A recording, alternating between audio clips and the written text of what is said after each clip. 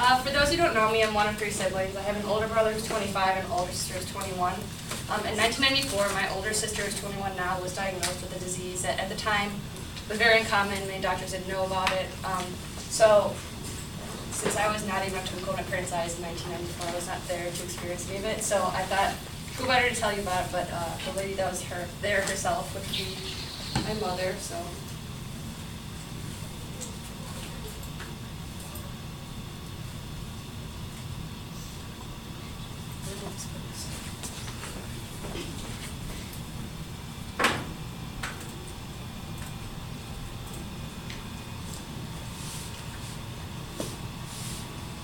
So my daughter Erin Cronin, who is 21 now, when she was 12 months old, she presented as very thin arms and thin legs, and her stomach stuck out quite a bit, which we noticed when we would give her a bath. So we were concerned, and we went to the doctor and said her body doesn't look right. So we were sent to a specialist, and at 16 months, they diagnosed her with celiac, which basically meant that up to that point, her body was not receiving nutrients and she was starving herself because her body wasn't taking the food that we were giving her.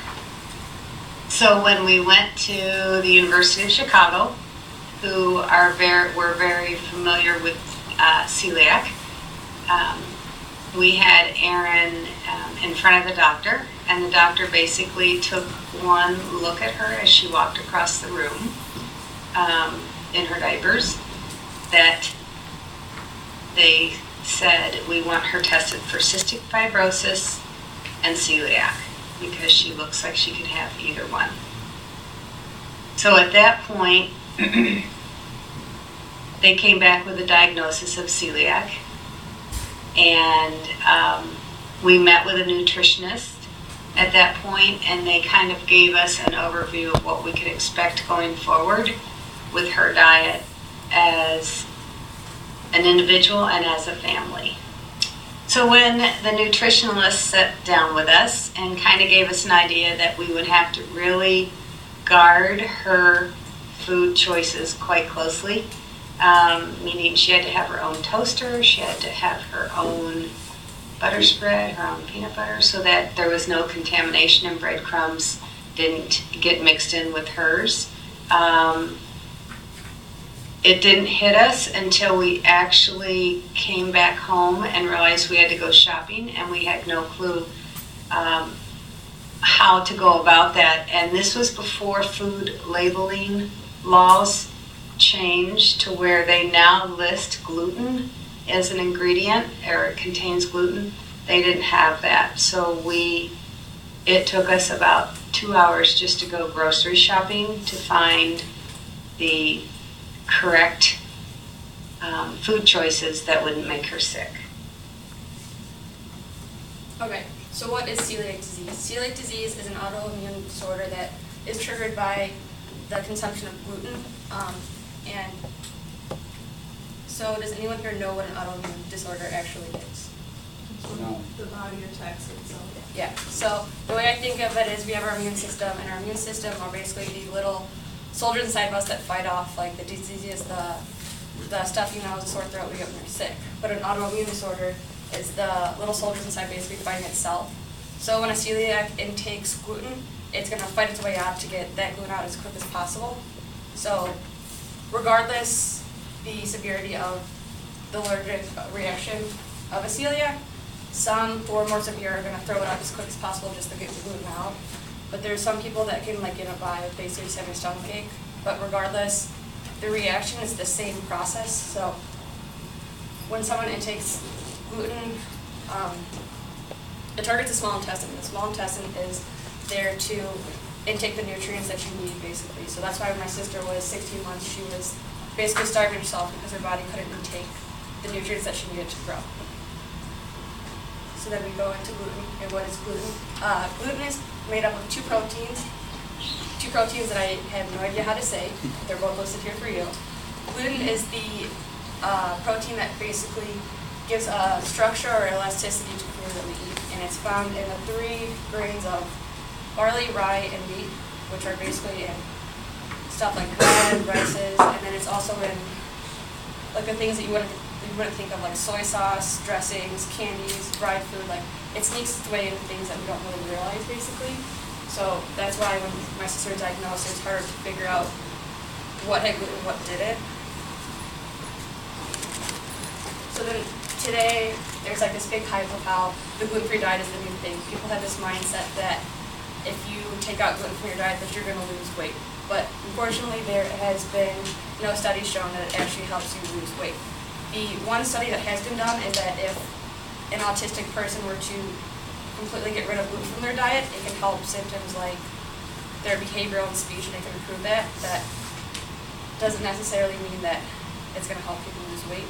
Unfortunately, there's too many people out there, like my cousin, who think if you take a gluten-free pancake and load it with whipped cream, chocolate, peanut butter, chocolate sauce, and then down it with a Coke, that it's okay because it's gluten-free. But it doesn't necessarily make it any healthier. So that makes it harder for celiacs because their dietary needs are being brushed off basically by people who just want to follow the current trend, which can be frustrating for someone who necessarily can't take in gluten at all because it's just attacking their own body. So over the past 5 years or so, I think the demand for gluten-free food has skyrocketed. I think it's like over 200%, which is cool because nowadays you can go into a grocery store and they'll have an aisle basically dedicated just to gluten-free. So you can go into Jewel and find gluten-free food just looking at the label, and it says gluten-free because since the laws have changed, they have to put it there. But the problem with gluten-free at stores is it's just like going down to like the organic store and paying twice as much for like half the size. So if we do a little comparison, you go down to your local Walmart, we are going to go buy a 5-pound bag of regular flour that contains wheat, and you're only going to pay $2.48 for one 5-pound bag. So unfortunately, gluten-free food is not sold in bulk yet. Maybe the next few years we'll see. But for right now, the biggest box we can get is a 16-ounce box of gluten-free flour. So for those who are good on their math, 1 pound is equivalent to 16 ounces. So if we multiply 288 by 5 to get the equivalence of a 5-pound bag of wheat flour, you'd be paying $14.80 for 5 pounds of gluten-free flour in comparison to 5 pounds of regular.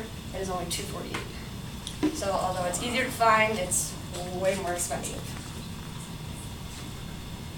So then that brings me to what I've been doing for the last 9 months. I combined my family's favorites of the past 10 years or so of all the recipes that we've made, tweaked, that are all gluten-free. Unfortunately, my goal was to have a book here to show you, and my backup plan was to have the online book.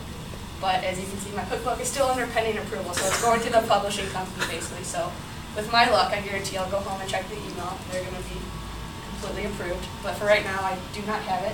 So, which brings me to the food.